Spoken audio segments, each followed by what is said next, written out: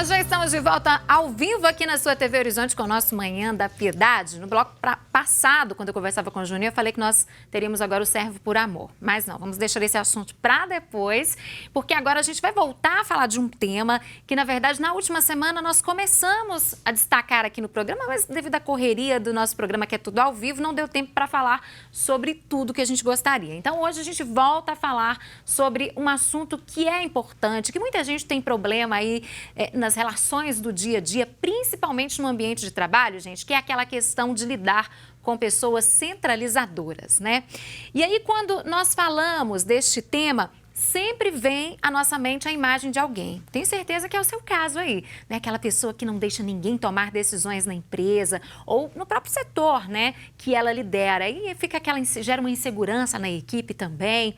Agora, quem continua, então, a conversar com a gente nesta manhã sobre este tema que nós começamos na semana passada é a especialista em gerenciamento de estresse, a Juliana Torres. Já está aqui a Ju. Bom dia. Bem-vinda novamente, viu? Obrigada. É um prazer. Prazer é nosso. Ju, vamos retomar um pouco, então, do que a gente começou a falar na semana passada, né? Mas foi tudo muito corrido.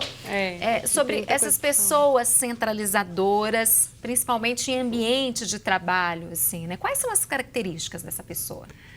Bom, as características, como você pergunta de características, aí eu tenho que falar uma coisa muito importante. Uma coisa muito bonita de nós, seres humanos, é que nós temos características diferentes. Ainda bem, né? Ainda bem, e isso faz com que a gente se complemente muito. E quanto mais flexibilidade a gente tiver para entender as diferentes características de cada um, melhor a gente consegue interagir. Então, é interessante que as equipes, elas tenham essa variação entre as pessoas. Se todo mundo for igualzinho, pensar igualzinho, a gente não vai conseguir ter uma visão diferente das coisas, a gente não vai conseguir ampliar as análises, enfim, né? Perfis diferentes, então, dentro de uma equipe. Sim. Aí, quando você fala da característica daquela liderança centralizadora, é como você falou, né? Não abre espaço para as outras pessoas falarem, tem que ser do jeito dela mesmo, e tem um autoritarismo, né? Uma imposição, sempre aquela coisa de cima para baixo. E o que acontece? Isso impede um pouco as pessoas de conseguirem ter liberdade de pensamento, a criatividade delas vai ficando inibida, as pessoas ficam com medo, né? Então, é uma liderança que tem que buscar o equilíbrio. E aí, lidar com essas pessoas, às vezes, pode não ser uma tarefa fácil, principalmente dependendo das características de determinada pessoa, né? Exatamente. Aí... Como lidar com isso, Ju? Igual tem gente que fala dos bicudos, né? Dois bicudos não se bicam, aquela coisa, não se beijam. Então, assim, o que é o não se beijar? É não se comunicar bem, né? Então, realmente tem pessoas que vão ter mais dificuldade com isso, porque tem um perfil mais autônomo, né? A pessoa, ela quer participar mais, ela quer dar a sua opinião, ela quer contribuir usando as características de criatividade que ela tem, e aí ela não vai ter espaço, ela vai se sentir inibida, e se for um bom talento, aí é o que acontece que a gente falou na semana passada, a empresa pode acabar perdendo esse talento, né? Aí você pergunta, como lidar com isso? Na verdade, depende da situação de cada um mesmo, né? Eu sei que quem está em casa pode falar, mas eu estou nessa situação. Eu não sei como agir, né? Porque às vezes a pessoa não sabe como agir. Exatamente. O que é interessante é quando a gente tem essas âncoras internas, né? De pensar assim, ó, isso é do outro, isso não sou eu, né? Para ajudar também, uma coisa que eu posso contribuir hoje aqui é falar que tem momentos em que essa liderança autocrática, ela pode ser muito útil e até importante para a empresa. Por exemplo, numa situação em que tem que se tomar decisões muito urgentes. Imagina, estou colocando um cenário aqui, por exemplo, uma empresa de engenharia, aconteceu um desabamento lá na obra, tem que montar uma equipe urgente, tem que distribuir tarefas urgentes. Aquele líder que tem já essa modelagem dele de tomar decisão rápida, de impor, de falar, você toma conta disso, corre lá, providencia isso. Esse líder, ele vai ser o que vai conseguir entregar, ele tem mais chances de conseguir entregar. Nesse momento ele vai ter facilidade em resolver a situação. Exatamente. Então, às vezes, ter uma pessoa que tem uma liderança que é capaz de trazer ordens imediatas, isso é positivo. Só que esse líder, é claro, ele tem que ter um equilíbrio, ele tem que buscar o equilíbrio para respeitar as pessoas, né? Você ter determinação na hora de cumprir uma tarefa não significa que você precisa ser grosseiro e desrespeitar o outro, principalmente julgar o outro, né? Colocar nomes, aí a gente entra em até assédio moral. Então, tem pessoas que lidam com líderes assim, e aí, nossa, falou isso comigo, mas aquilo, você tem que pensar que aquilo não é para você. Isso é uma a pessoa às vezes dele. se apega muito, né? Se misturam, e né? acredita que é algo. Eu já vi muitas pessoas falarem, eu acredito que é o meu jeito, porque eu sou uma pessoa muito simpática e tudo mais, estou sempre com a carinha boa. E aí a pessoa pega, acho que o centralizador alvo, né? Joga como se fosse o alvo, se ela atraísse isso. Mas isso é próprio, é uma característica da pessoa centralizadora, né? O centralizador, ele tem uma característica que ele não é tão democrático, né? Então, ele vai tender a olhar mais para quem pensa como ele. Ele vai direcionar ele ignora, o pensamento. Se você não fala... Né, a mesma língua? A mesma língua, ele vai te ignorar e se você tentar falar, ele vai passar uma cortada às vezes, né? Então, nessa hora em que você tem que ter suas âncoras internas e falar, olha, isso é dele. Não é pra mim. Não é meu isso. Não aceito. Isso não vai determinar quem eu sou, né? A gente não é só o nosso emprego, a gente é muito mais do que isso, né? Então, se você tem fortalecidas essas âncoras dentro de você, né? De quem eu sou e que isso não me determina, isso ajuda muito a vencer, né?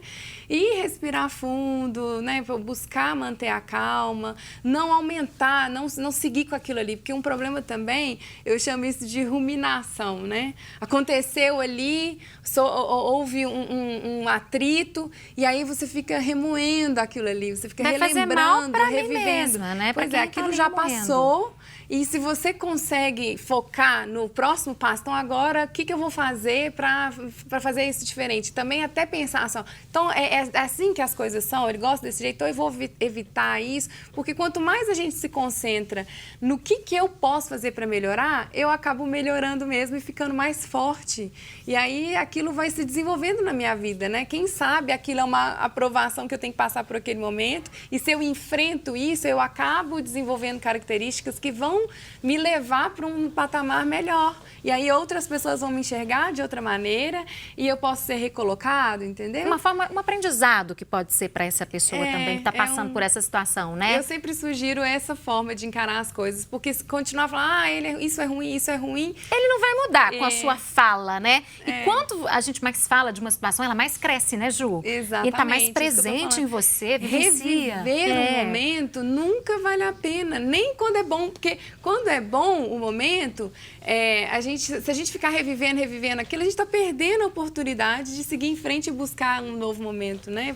Ficar no passado demais não é saudável para o nosso desenvolvimento. Então, lembrar sempre, aconteceu, tem uma âncora dentro de você, isso não é meu, isso é dele. O que eu vou fazer para melhorar? Eu vou usar isso aqui como um chamado para o meu desenvolvimento, para o meu crescimento. E bola para frente. Bola para frente. Vamos seguir o caminho aí. E nas empresas, por exemplo, para a empresa que tem esse líder lá, que tem esse perfil centralizador, já tem reclamações da equipe, quem que deve ter esse olhar atento para tentar dar um equilíbrio nessa situação? Aí você tocou numa coisa que é muito interessante, porque é uma tendência que está acontecendo. As empresas estão percebendo isso, de que, às vezes, esse tipo de autoritarismo, isso acaba inibindo o talento das pessoas. As pessoas, elas podem até produzir ali no susto, no medo, imediatamente, mas elas tendem a cair a produtividade ao longo do tempo. Então, isso gera perda de talento, gera o que a gente chama de turnover, né? Tem que estar sempre... As pessoas pedem para ir embora, tem que contratar de novo. Então, o gasto da recontratação, às vezes, de treinamento, não vale a pena. É melhor treinar o líder para que ele, se o líder tiver uma certa abertura para perceber, não, eu tenho essa natureza, esse caráter meu, essa característica de ser mais autoritário, mas eu quero buscar o equilíbrio. Então, muitas empresas estão investindo mais em coaching, em treinamento, que é o que a gente faz, e as pessoas sempre sentem que vale a pena. Muda toda a cultura dentro da empresa e as pessoas se sentem mais engajadas, sentem cuidadas pela empresa, e isso sempre vai trazer benefícios, às vezes intangíveis, às vezes você não calcula exatamente o número, mas você sente naturalmente que o clima da empresa melhorou e as pessoas estão mais engajadas. É porque não dá para fechar os olhos e fingir que não tem nada acontecendo. Porque essa questão de clima organizacional, isso é muito sério. Isso interfere diretamente na produtividade, né, Ju?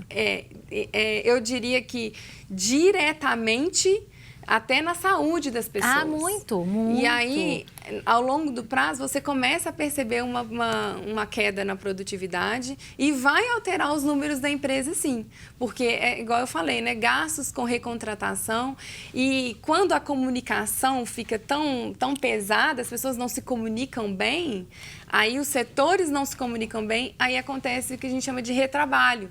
Ah, a gente fez aqui, mas aí teve que fazer de novo porque a gente não estava sabendo o que estava acontecendo lá no outro setor. Então, os setores não se comunicam bem porque o próprio líder não tem essa característica democrática de melhorar a comunicação entre todos. Isso parte dele, né? Então, se ele não estimula essa comunicação ou tem esse perfil, vai prejudicar tudo ali internamente. O líder, ele traz consigo uma responsabilidade muito grande, porque ele vai influenciar as pessoas, até mesmo inconscientemente, né? No meu curso de programação neurolinguística, a primeira coisa que eu aprendi é isso. Você nunca está não comunicando. Se você está parado, você está comunicando alguma coisa. Você passa uma mensagem para alguém. Sua postura corporal, ela revela o que tem dentro de você. Exatamente. Né? Então, se dentro de você está com raiva, você está insatisfeito, você está de mau humor com o mundo, né? A sua postura corporal, ela vai demonstrar isso, e as pessoas inconscientemente... Já viu assim? Se a gente está aqui conversando, você sorri, eu sorrio. Se eu começar a franzir a testa, você vai começar a franzir também, já imaginando o que ela vai falar. Vai falar uma coisa estranha. Então, assim, a dinâmica... E essa é a troca no ambiente de trabalho. Em qualquer ambiente. E no trabalho fica mais pesado, porque as pessoas, elas estão ali para executar tarefas, né? Elas precisam se concentrar, precisa haver espaço para a mente trabalhar com tranquilidade. Se a gente não tem espaço para poder focar, significa o quê? Que a gente está gastando o pensamento, a gente está saindo do foco. E pensando sai em alguma coisa. Fulano falou assim comigo, não gostei. A pessoa fica chateada, assim, leva um tempo até que ela consegue voltar para concentrar naquela tarefa que ela tem que fazer. Vai para casa chateada, aí tem uma dor de cabeça, e aí somatiza, passa mal. Aí falta o trabalho, que é o que a gente fala, né? Vem as faltas, vem o presenteísmo, que a gente chama de presenteísmo, quando a pessoa está lá, mas na verdade ela não está, ela está ali ruminando. Só o corpo está ali, né? Isso traz prejuízos para a empresa, sim. Então, as empresas estão cada vez mais despertando e investindo em treinar as pessoas, em trazer algum programa, alguma atividade que levem todos a um patamar comum, porque as pessoas, elas têm mais em comum do que elas pensam. Elas pensam mais, elas chamam mais atenção o que elas não têm em comum. Né? É o que destaca, né? Então, assim, eu me discordei de você ali, aí eu fico revivendo aquilo mexe comigo, mas eu esqueço de que eu tenho muito mais coisas em comum do que aquele ponto em que a gente discordou. Isso só precisa ser trabalhado, só precisa ser colocado na roda, né? Às vezes uma consultoria, um programa leva todo mundo a lembrar disso e aquele clima fica melhor. Agora, Ju, nós até começamos a falar sobre isso também semana passada, mas foi bem rapidinho. Por trás de uma pessoa, de um líder centralizador, também tem muita insegurança, não tem? Eu trouxe esse pessoa aspecto. Autoritária, né? Eu até falei da ironia que né? Porque todo mundo tem medo dessa pessoa, mas essa pessoa também, ela traz medos dentro dela, né? Às vezes é difícil para esse líder admitir isso, porque ele está sustentando aquela máscara de fortaleza, né? Tentando passar isso o tempo inteiro, né? E a gente vê, quem tem um olhar mais sensível, consegue perceber que aquela rigidez é para se defender de algo. Então, por exemplo, uma empresa mais familiar, né? Dependendo da história que aquele líder carrega por trás, é porque ele tem medo do erro.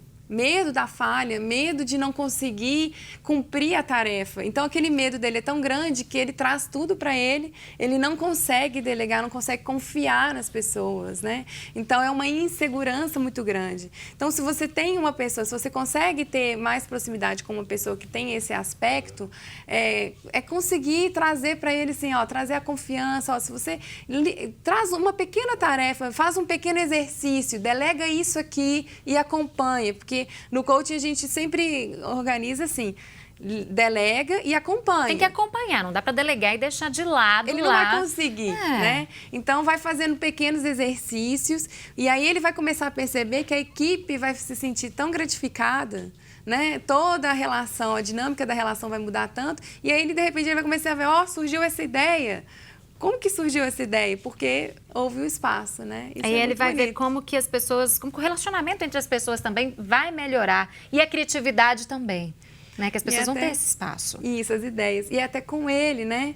Porque era aquela coisa assim, eu passava, todo mundo comer, todo mundo duro, às vezes né? A pessoa refletindo aquela rigidez. É. E aí, se você baixa a guarda um pouco, dá um pouco da voz para a pessoa, aquela pessoa se sente mais à vontade e vai devolver aquilo, vai dar um sorriso, vai desejar um ótimo dia. Tudo fica melhor, né? Você falou de empresas familiares, né? Mas hoje a gente tem vários perfis de empresas aí no mercado, grandes, pequenas, médias, multinacionais e tudo mais.